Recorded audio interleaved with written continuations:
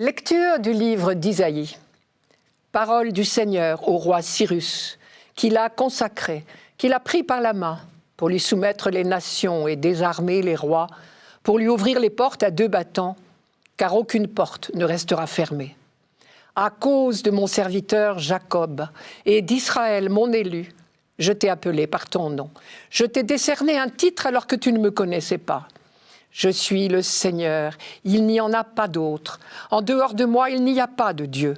Je t'ai rendu puissant alors que tu ne me connaissais pas, pour que l'on sache de l'Orient à l'Occident qu'il n'y a rien en dehors de moi.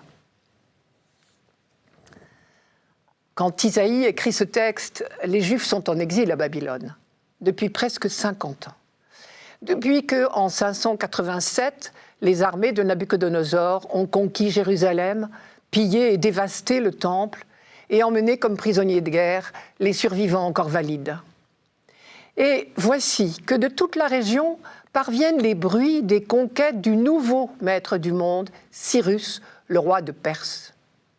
Or, curieusement, ces bruits sont une bonne nouvelle pour les Juifs déportés à Babylone. Tout le monde sait que bientôt toute la région appartiendra à ce nouvel empereur, Cyrus, à qui rien ne résiste. Tout le monde sait aussi, car c'est assez inhabituel pour impressionner les foules, que contrairement à tous les autres souverains du temps, celui-là pratique une politique humanitaire. Il laisse la vie sauve aux vaincus, ne dévaste pas, ne pille pas, ne déplace pas les populations. Dans tous les pays qu'il conquiert, il rencontre des populations déplacées par les vainqueurs. C'est le cas des Juifs exilés à Babylone par Nabuchodonosor. Et à chaque fois, il les renvoie dans leur pays, leur rend les biens volés par les conquérants précédents et leur donne même les moyens de reconstruire leur pays. Sans doute a-t-il compris qu'un empereur a tout intérêt à être le maître de peuples heureux. C'est dans ce contexte qu'Isaïe prononce cette prophétie qui sonne comme une extraordinaire profession de foi. Il commence par dire « Parole du Seigneur au roi Cyrus ». En réalité, il ne parle pas directement à Cyrus lui-même, qui ne lira jamais le livre d'un obscur prophète juif. Plus vraisemblablement, le message d'Isaïe est adressé aux exilés pour leur redonner espoir. Un espoir qui repose sur deux convictions.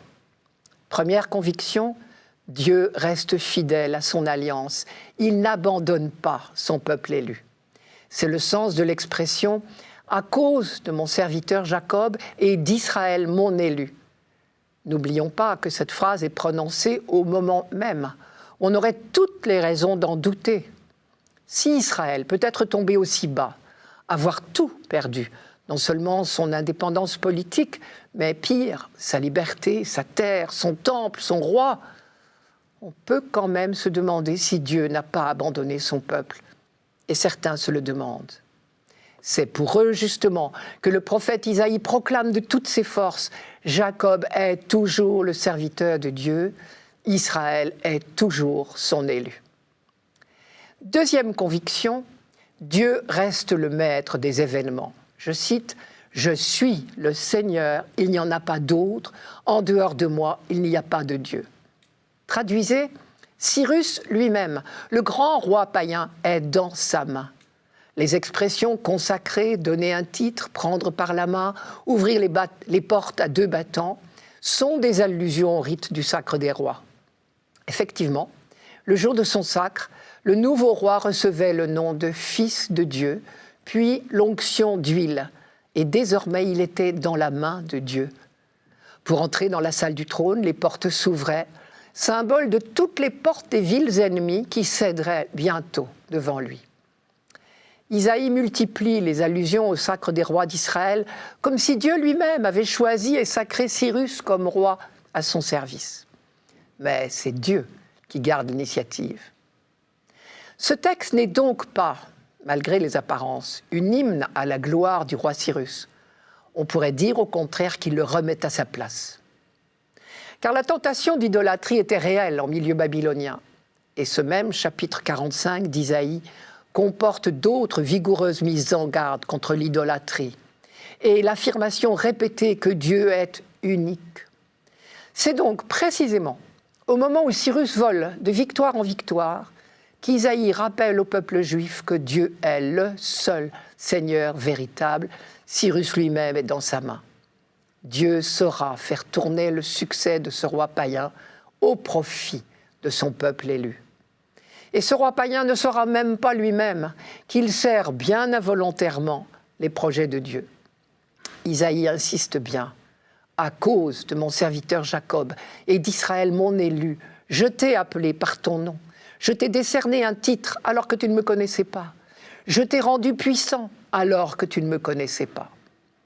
À la limite, la phrase est écrite de telle manière que le peuple élu semble le plus important, lui qui est pourtant dans une situation apparemment désespérée. Mais c'est cela la foi du prophète, justement.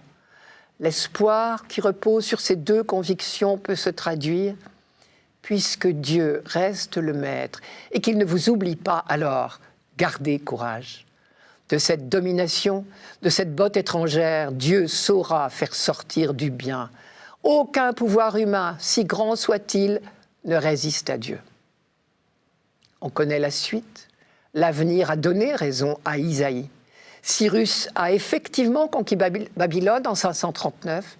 Il a autorisé les Juifs dès 538 à rentrer à Jérusalem en leur rendant les biens volés par Nabuchodonosor et en leur donnant une subvention pour reconstruire le temple de Jérusalem. Dernière remarque, Cyrus est appelé Messie parce qu'il a été choisi par Dieu pour libérer son peuple. Il n'est pourtant ni roi, ni prêtre, ni prophète en Israël. Mais le plus important, c'est l'œuvre qu'il accomplit. On peut en déduire que chaque fois que quelqu'un agit dans le sens d'une libération véritable des hommes, il accomplit l'œuvre de Dieu.